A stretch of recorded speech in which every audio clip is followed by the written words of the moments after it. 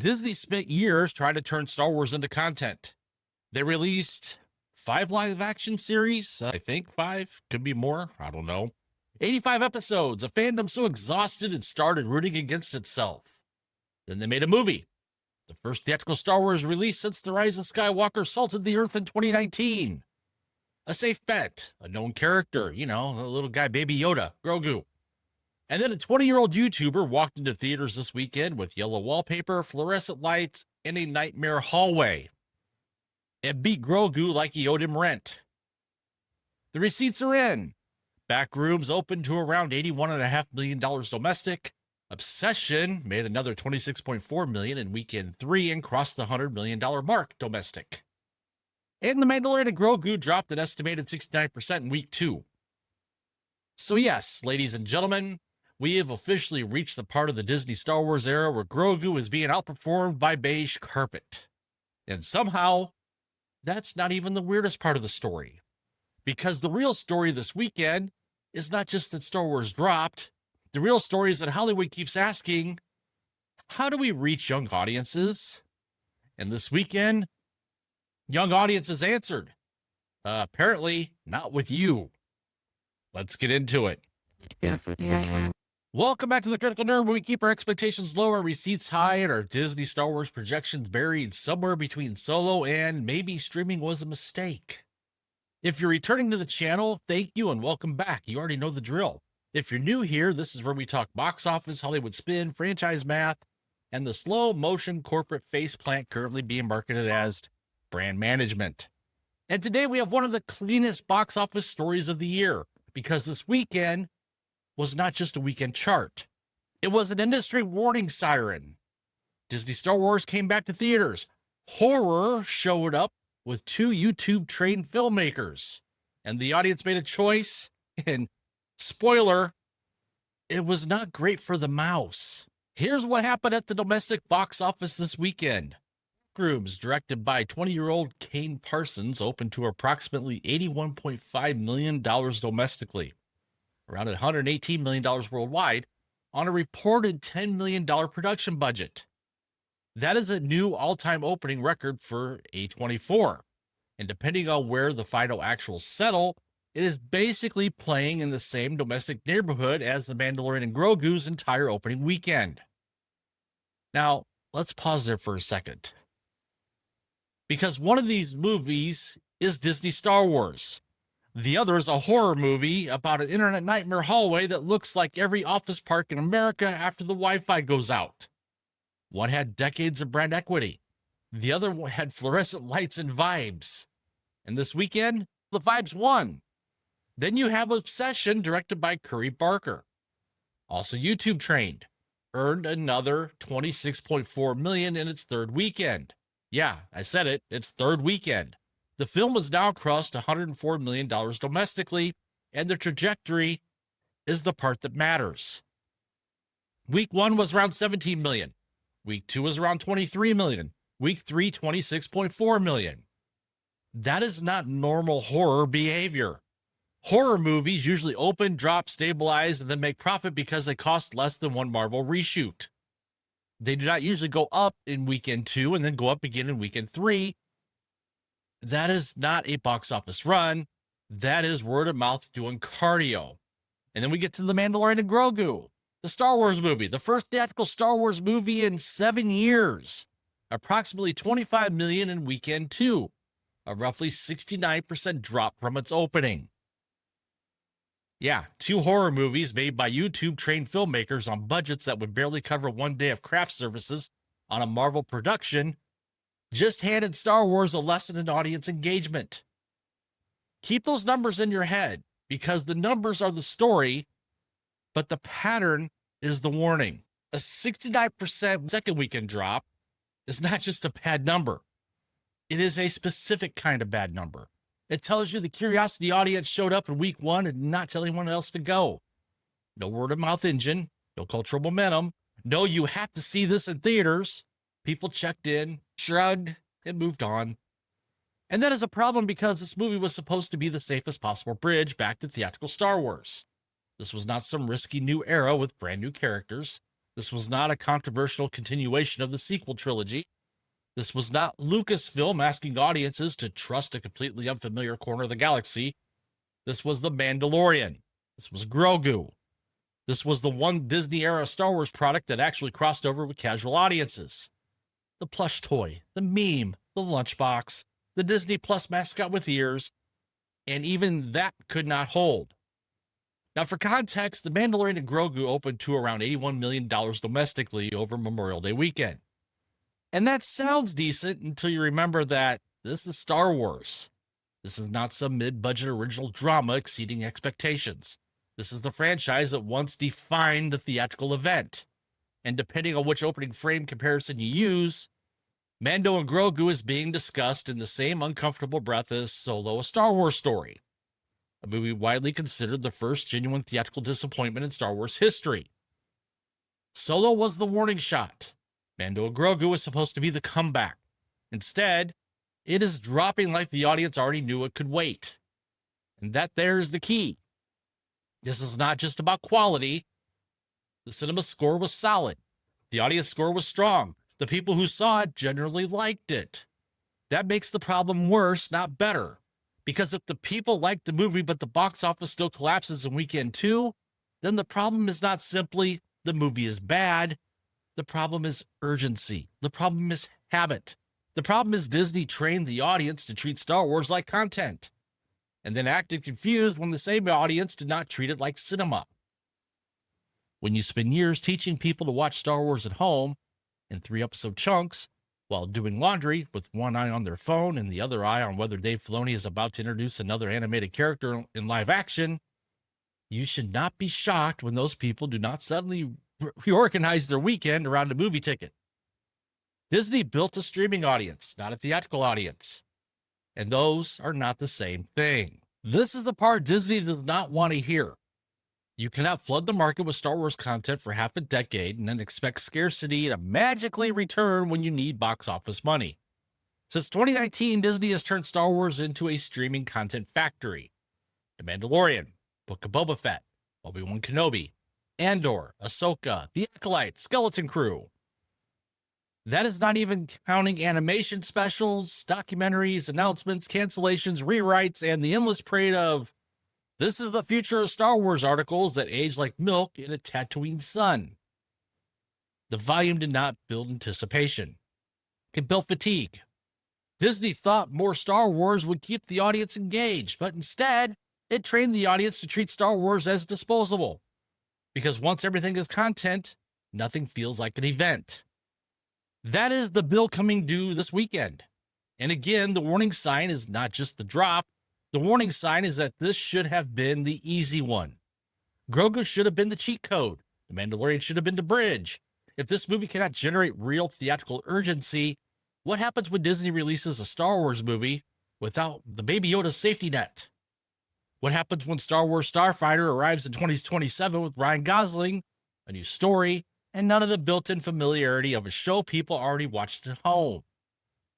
That movie has to earn its audience from scratch. And this weekend, the blueprint for earning a young audience did not come from Lucasfilm. It came from horror.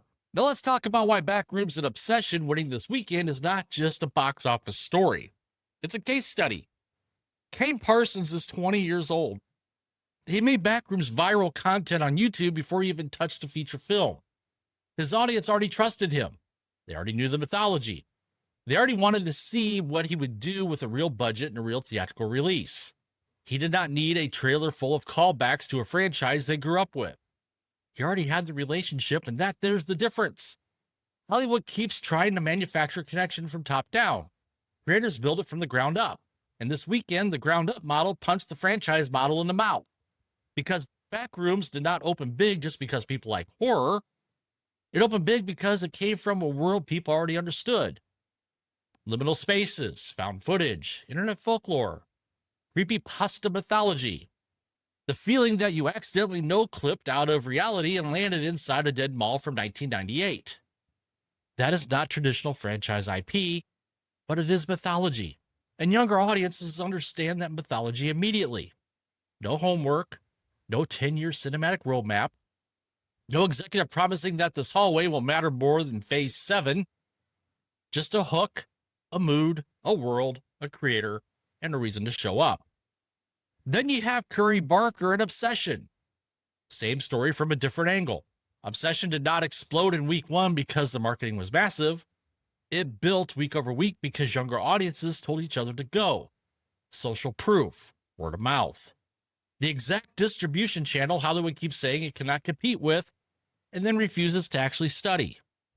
3 weekends of growth for a horror film is extremely rare in the modern era.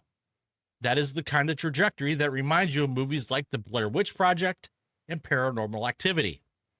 Small releases that became events because audiences made them events, not because the studio told them they were events, because audiences decided they were. That is the magic trick Hollywood has forgotten how to do. It keeps trying to announce events, but audiences create them. And this is where horror becomes the most interesting box office story in Hollywood, because horror knows what it's selling. It sells tension. It sells curiosity. It sells danger. It sells a communal theatrical experience where half the fun is hearing the person 3 rows behind you scream like they just saw Kathleen Kennedy greenlight another Ray movie. Horror does not need a multiverse. It does not need a Disney Plus prequel series explaining the origin of the demon's emotional trauma. It does not need 10 years of homework. It just needs a strong premise, a clear tone, a controlled budget, and an audience that feels like the movie was made for them. And that is why horror keeps overperforming. And that is why Backrooms and Obsession, well, that's why those stories matter. They're not just horror movies, they are audience trust movies. They feel like they came from culture, not from a boardroom. Meanwhile, a lot of modern franchise films feel like they were assembled by 6 departments, 12 executives, a risk management team, and one guy in a quarter zip whose entire job is saying, "Can we make this more 4-quadrant?" That is the difference. One feels alive, the other feels processed. And audiences can smell processed from a mile away, especially younger audiences. They know when something is trying to sell them nostalgia. They know when something is trying to pander. They know when the studio is chasing them instead of understanding them. And this weekend, they showed up for the movies that understood them, not the movie that assumed they would show up because the logo told them to. Star Wars should not be losing cultural oxygen to a backrooms hallway. That is not shade at Kane Parsons. That is a statement about how far Star Wars has fallen from the cultural center of the gravity it once occupied. In 2015, The Force Awakens opened to numbers that made the entire industry look at Star Wars like it was the Federal Reserve. Star Wars was not just a franchise, it was the franchise. Theatrical dominance, merchandising dominance, cultural dominance. A cinematic event that pulled in grandparents, parents, kids, casual fans, diehards, and people who had not watched a Star Wars movie in years, and people who just wanted to be part of the conversation. That was Star Wars at full power. Now, the theatrical comeback opens in a much softer range, then drops nearly 70% in weekend 2, while 2 cheaper horror movies dominate the conversation. The appetite was not there. And you cannot manufacture appetite by releasing more content. You can only erode it. That is exactly what Disney did. They took a franchise that once felt scarce and made it constant. They took a mythology that once felt cinematic and made it episodic. They took a theatrical brand and turned it into a streaming habit. Then they asked the audience to pay theatrical prices again, and the audience said, maybe later. That should terrify Lucasfilm, because the hard truth is this. Disney did not just lose some box office momentum. Disney lost the assumption that Star Wars is automatically an event. And once that assumption is gone, you have to earn it back. You cannot press a button. You cannot announce another trilogy. You cannot drag another legacy character out of storage. You cannot put Grogu on another poster and pretend the relationship is fixed. You have to rebuild trust, and trust is expensive. Not in dollars, in time, in restraint, in quality, and not treating the audience like a renewable resource you can strip mine until the next quarterly call. The story Hollywood is going to tell itself this week is very convenient. They will say Backrooms was a genre breakout. They will say Obsession was a word-of-mouth anomaly. They will say horror is just hot right now. They will say Star Wars is still fine. They will say the second weekend drops are normal for franchise films. And they will probably say all of that in a conference room where somebody has already pitched 3 new legacy sequels and a limited series about Yoda's accountant. But that explanation is too easy.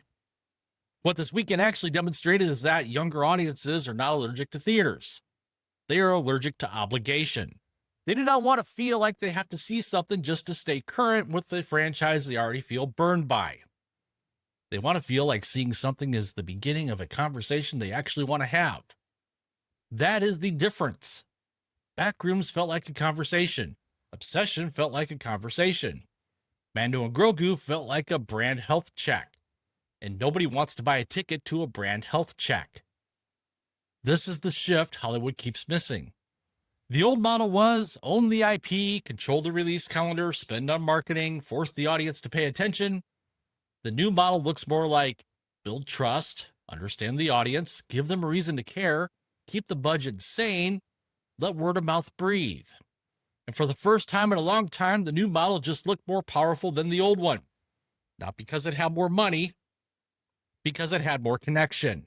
And this is where the YouTuber angle becomes the real story, because Backrooms and Obsession are not just low-budget horror wins, they're a proof of concept. Hollywood has spent years trying to understand online audiences like they are some alien species that communicates exclusively through TikTok dances, Discord lore, and discontinued Mountain Dew flavors. But YouTube creators already live in that ecosystem. They know the pacing, they know the hooks, they know when the audience is bored, they know how quickly people click away. They also know how to establish tone without a 15-minute exposition dump. They know that if you do not capture attention immediately, the audience is gone. And more importantly, they know that young audiences are not allergic to movies. They are allergic to corporate fakery. There's the difference. Gen Z did not stay home this weekend. They showed up. They did not show up for the thing Hollywood assumed they were supposed to show up for. They showed up for horror. They showed up for creators. They showed up for original feeling experiences. They showed up for movies that felt like they came from the culture instead of the boardroom. And if you're Disney, Warner Brothers, Paramount, Universal, or anyone else sitting on the mountain of legacy IP, that should scare you to death. Because it means the next generation of theatrical hits may not come from the brands you already own. They may come from the creators you ignored until they started beating you. And once that happens, you do not get to lecture the audience back into compliance. You have to compete. I know, what a concept.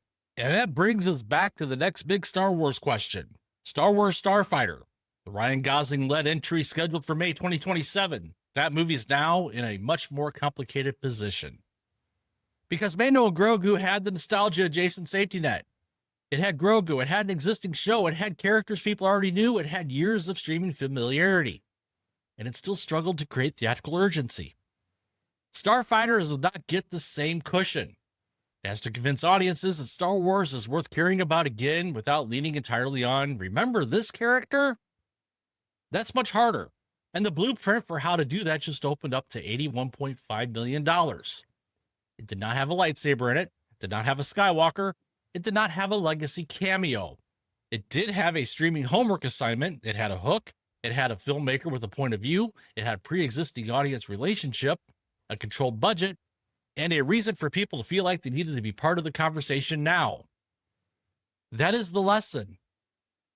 Not make Star Wars horror, although honestly at this point, a Star Wars movie about a Jedi trapped in a cursed hallway might be the freshest Lucasfilm pitch in years. The lesson is, stop assuming the brand is enough. The brand is not enough anymore. The audience has options. The audience has memory. The audience has receipts. And this weekend, the receipts did not flatter Disney. So what is the headline from this weekend? It's not simply Star Wars dropped. That headline is too small. The real headline is Hollywood's old franchise machine just got exposed by the creator economy. Mandalorian and Grogu may still make money. Well, make money in the gross revenue sense. Disney may still call it a success. Star Wars may still limp forward into the next project, the next show, the next announcement, the next we're finally listening to the fans press tour. But the cultural warning sign is impossible to ignore. A $10 million horror movie just opened like a blockbuster. Another low-budget horror movie is growing in weekend 3. And Disney Star Wars is trying to explain why its theatrical revival is dropping like a streaming show accidentally released in cinemas. That's the story.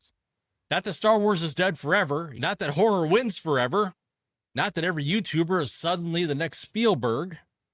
The story is that the audience is changing faster than the studios are, and the people who understand that audience are no longer waiting for permission. They're directing movies, they're opening big, they're building worlds. And this weekend, they made the most famous galaxy in Hollywood look old. So now the question becomes, is this a one-weekend anomaly, or is this the new model? Because if Backrooms and Obsession are not flukes, then Hollywood has a much bigger problem than one Star Wars drop. It has a pipeline problem. It has a trust problem. It has a cost problem. It has a creative problem. Because when a $10 million horror movie can generate that kind of heat, while a $165 million Star Wars movie has to fight for narrative control in weekend 2, maybe the industry should stop congratulating itself and start asking harder questions. But don't worry. I'm sure the solution will be another legacy sequel, 3 prequels, 2 spin-offs, and a Disney Plus series explaining the origin story of the Yellow Hallway. Because even Hollywood learns the right lesson, eventually, usually after setting a few $1 billion on fire. So that's all I've got for this one. Drop your thoughts in the comments. Did horror actually embarrass Disney this weekend? Is Backrooms the start of a real YouTube to theatrical pipeline? And is Star Wars in real box office trouble, or are we just watching another front-loaded franchise release do front-loaded franchise release things? Like this video if you enjoyed this breakdown. Subscribe if you haven't yet. Hit that notification bell. Share this out there with your friends and family. And with that, as always, keep your expectations low and your receipts high. I'm the Critical Nerd, and I am out. Yeah.